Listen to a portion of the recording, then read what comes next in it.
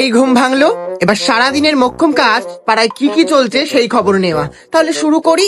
এই ব্রাশ করছি, এবার লোকের বাড়ি খবর নেবো। এই কিরে, কালকে কোন ছেলে এসেছিল বাইকে নামিয়ে দিয়ে গেল? চানটা সেরে নিলাম, এবার ছাদে জামা কাপড় মেলতে মেলতে কোন বাড়ি কি চলছে সেই খবর নেব। এই চম্পা, তো সেই বোনের ছেলের বিয়ে হচ্ছিল না করে হয়েছে? এখনো হয়নি? এই আমার কাছে কিন্তু ভালো গ্রামের মেয়ে আছে। এই দুপুরে রান্না চাপালাম, ঘরে হলুদ আছে, তাও আনতে যাব, খবর নিতে হবে তো। এই হলুদ হবে গো তোমাদের বাড়িতে, দাও না। আর বলছি এসি কবে লাগালে, আর রংটা কবে করলে? টাকা পেতে কোথায়?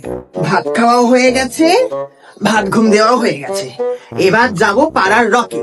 আরে সারাদিন যা খবর কালেক্ট করেছি সেগুলো পাততে হবে না? পূর্ণিমার নিজের দাদু শ্রাদ্ধে কান্না নেই, গাল ভর্তি হাসি তার। পূর্ণিমার মাকে দেখেছো?